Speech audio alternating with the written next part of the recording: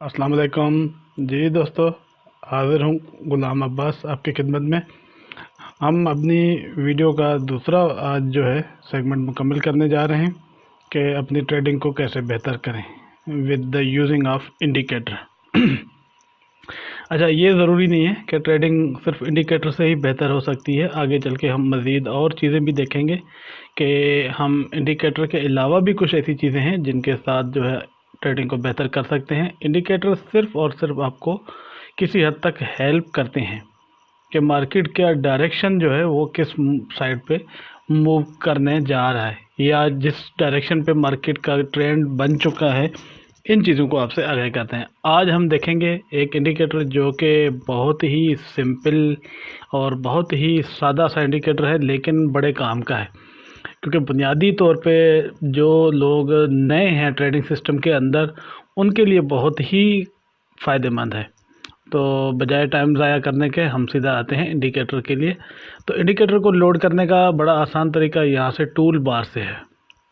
MT4 के अंदर जब आप यहाँ पे मौजूद होते हैं तो आपको यहाँ पे इंडिकेटर के टूल बार के ऊपर जाके जैसे ही क्लिक करते हैं तो मुख्तलिफ़ किस्म के इंडिकेटर्स यहाँ पे शो होते हैं।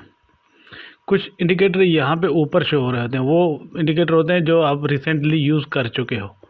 उसके बाद नीचे ग्रुप वाइज जो है इंडिकेटर पड़े होते हैं।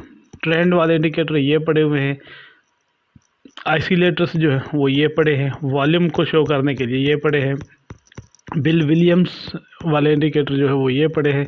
उसके बाद जो कस्टम इंडिकेटर, ये एक बहुत ही इंपॉर्टेंट है कि कस्टम क्या है। कस्टम मीन वो इंडिकेटर जो कि आपने अपने बाहर से लोड किए हैं।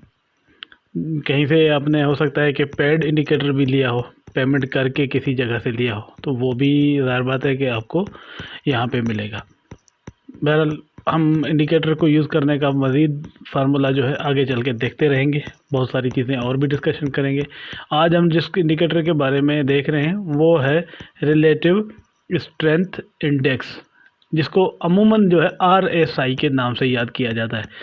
बहुत सारे लोगों ने, आपने देखा होगा अपनी स्क्रीनों पे RSI के इंडिकेटर लगा रखे हैं।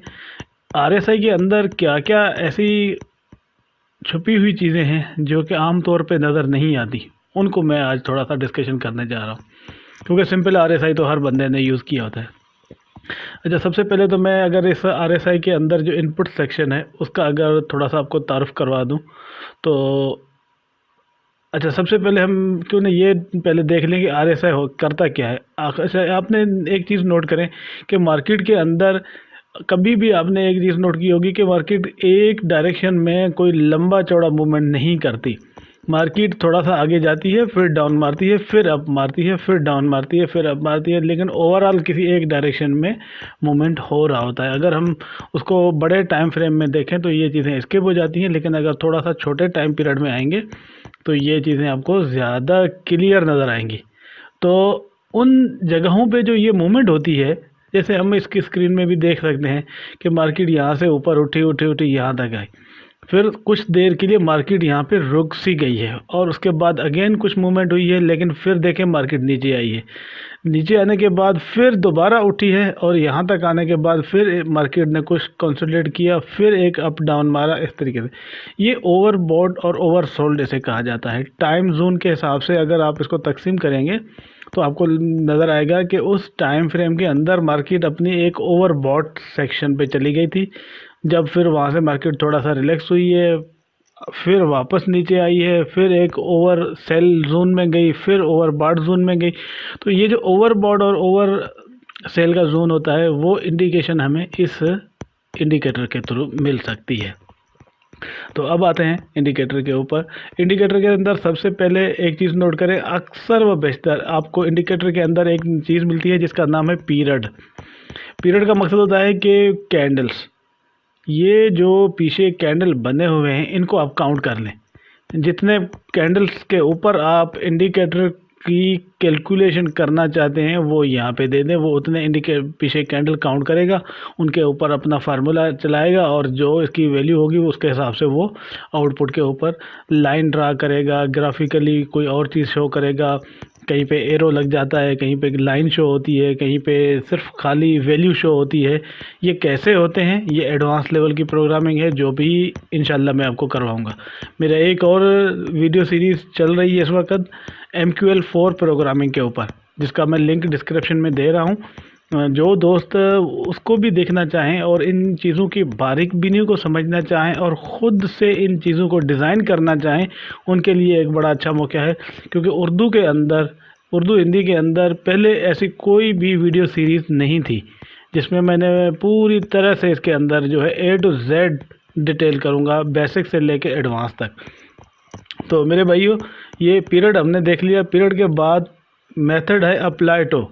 मीन के जो कैंडल है, मैंने पहले भी बताया हुआ है कि कैंडल की 4 कंडीशंस होती हैं जो कि अक्सर और बेहतर हमने देखी है, जिनको हम, एक तो होता है कि क्लोज, मीन के जब कैंडल क्लोज हुआ, वो वाली जो वैल्यू है। ओपन, जब वो कैंडल ओपन हुआ उस वक़्त क्या वैल्यू थी। हाई, मीन के वो आखिरी लेवल पे कहाँ तक गया, जैसे ये वाला कैंडल है, इसकी हाई वैल्यू ये वाली ऊपर बनती है। लो वैल्यू, इसी कैंडल के ऊपर ये लो वैल्यू बनती है, ठीक है। यहाँ से ये इसकी ओपन वैल्यू है, ये इसकी क्लोज वैल्यू है। उसके बाद नीचे आए, उसके बाद मीडियन प्राइस है। वो मैंने आपको बताया था कि ये थोड़ा सा एक्सटेंडेड वैल्यू होती हैं जो कि हाई और लो को मिला के फिर उसको डिवाइड करके निकाली जाती हैं। टिपिकल है, इसी तरीके से हाई, लो और क्लोज को मिला के निकाली जाती है। अगेन हम इसे आएंगे तो वेटेड क्लोज है, हाई, लो, क्लोज को 2 दफ़ा मिला के 4 से डिवाइड करके एवरेज निकाल के फिर उसके ऊपर ये अप्लाई होता है। ये बड़ा सिंपल सा है। इसको अक्सर व बेशतर हम जो है क्लोज के ऊपर रखते हैं क्योंकि ज़्यादातर हमें क्लोज वैल्यू बेस्ट गाइड करती है। उसके बाद आता है स्टाइल। ये कलर की टेबल पड़ी हुई है, इसमें से कोई भी कलर आप अपनी मर्ज़ी से लाइन के लिए रख सकते हो। मीन के जो लाइन इसके लिए ड्रा होगी उसके ऊपर आप कलर जो भी रखना चाहें रख लें। मैं सपोज़ करें कि रेड रख लें। इसके बाद इस लाइन का स्टाइल कौन सा होना चाहिए, पूरी लाइन होनी चाहिए, डैश होना चाहिए, डॉट होने चाहिए, डैश डॉट की मिक्सचर होना चाहिए, जो भी आप मेरा लाइन पूरी रख लें। लाइन की कितनी मोटाई, थिकनेस जो है क्या रखना चाहते हैं, 1 पॉइंट, 2 पॉइंट, 5 पॉइंट, इस तरीके से यहाँ से उठा सकते हैं। अगर आपको लगता है कि थोड़ी सी लाइन मोटी होनी चाहिए तो नो प्रॉब्लम, यहाँ से सिलेक्ट कर लें। अगेन उसके बाद नीचे आते हैं, यहाँ पे है कि जी फिक्स्ड मिनिमम। मीन के जो दो इसके एक समझ लें कि जो 2 बॉर्डर्स हम बना लेते हैं कि मार्केट जो है कभी भी इन 2 बॉर्डर के अंदर ही मूवमेंट करे। तो एक होता है कि जी इसका मिनिमम साइज़ और एक होता है मैक्सिमम। अब हम मिनिमम में हमने वैल्यू सपोज करें कि 0 रख दी है और मैक्सिमम में 100। मीन के मार्केट जब भी फ्लक्चुएशन करेगी तो हमें एक इंडेक्स मिलेगा कि 0 और 100 के अंदर ही मार्केट का वैल्यू जो है हमारा मूव करता रहेगा। कि इस जो हमारा रिलेटिव स्ट्रेंथ इंडिकेटर है, ये हमें जो अपने आउटपुट वैल्यू शो करेगा वो 0 से लेके 100 तक शो करेगा। मीन के एक्सट्रीम लेवल जो है वो 100 होगी, मिनिमम जो है वो 0 होगी जी। इसके बाद अगेन आते हैं लेवल्स। ये 2 चीज़ें बड़ी इंपॉर्टेंट हैं। इसमें बाय डिफ़ॉल्ट 30 और 70 की 2 वैल्यू डिफ़ाइन की हुई हैं। आप चाहें तो इनको चेंज भी कर सकते हैं। मीन के जब मार्केट 30 की लाइन को क्रॉस करने लगे तो हमें महसूस होगा कि मार्केट अब जो है हमारी एक ऐसी लेवल को क्रॉस कर रही है जिसको हम ओवर सेल कह सकते हैं। और इसी तरीके से ये वाइस वर्सा है कि अगर 70 को क्रॉस कर रही हो ऊपर की तरफ तो हम कह सकते हैं कि मार्केट अब ओवरबॉट की जोन में दाखिल हो चुकी है। इसमें मज़ीद और भी अगर कोई वैल्यू ऐड करना चाहें तो यहाँ से कर सकते हैं, किसी को डिलीट करना चाहें तो भी कर सकते हैं। इनकी वैल्यू चेंज करनी हो तो डबल क्लिक करके यहाँ पे कोई चीज़ अपनी मर्ज़ी से इनपुट चेंज भी की जा सकती है। लेवल्स का कलर क्या होना चाहिए, वो लाइन बनती हैं इस तरीके से, तो आपकी मर्ज़ी है, आप जो भी रखो लेवल का कलर वो रख सकते हो। मैं ये चाह रहा हूँ कि ये एक पूरी साबित लाइन हो और इसका कलर भी मैं अपनी मर्ज़ी से चेंज कर रहा हूँ ताकि हमें मज़ीद जो है ये क्लियरिटी महसूस हो जी। क्लिक कर दें। ओके करते ही आपने देखा है कि नीचे एक विंडो खुल आई है, ये वाली। थोड़ा सा इसको विंडो को बड़ा भी कर सकते हैं अपनी मर्ज़ी से, यहाँ से पिक करके, ताकि हमें थोड़ा सा क्लियरली वजाहत से चीज़ें बयान हो। अब देखें, ये जैसे जैसे कैलकुलेशन के साथ ये वाली लाइन बनना शुरू हो जाती है, ये जिसको हम RSI की लाइन कहते हैं। हमने एक चीज़ नोट की थी कि मैक्सिमम और मिनिमम वैल्यू मैंने आपको बताया था। इसमें देखें यहाँ पे ये zero, this is the minimum value जहाँ से स्टार्ट हुआ, और ये 100 इज़ द मैक्सिमम वैल्यू। इसके अंदर दो लेवल आ जाते हैं ये वाले, एक लाइन ये है और एक लाइन ये है जो हमने रखी थी। नीचे आपको ये लाइन 30 की मिलेगी, ऊपर वाली ये लाइन आपको 70 की मिलेगी। एक्चुअली ये ज़ीरो से लेके आप इसको अगर ऊपर की तरफ ले जाएं ग्राफिकल लाइंस के शेप में, तो 0 1 2 3 4 5 7 इस तरीके से लाइनें आएंगी, और ये 100 तक लाइनें हैं। ये एक ग्राफ है जिसको बाकी लाइनें हमने हाइड की हुई हैं, सिर्फ हम वो लाइनें देख रहे हैं जो हमें हमारे मतलब की हैं। अगेन ये वाली जो लाइन जो ग्राफिकली अप डाउन हो रही है, ये हमें शो कर रही है कि मार्केट इस वक्त कौन से जोन में दाखिल हो रही है। तो बड़ा सिंपल, दोबारा हम इसको देखेंगे। अगर हम इसको क्लियर देखना चाह रहे हैं तो सपोज़ करें कि मार्केट यहाँ पे इसने शो किया है कि मार्केट 30 के लेवल को टच कर चुकी है।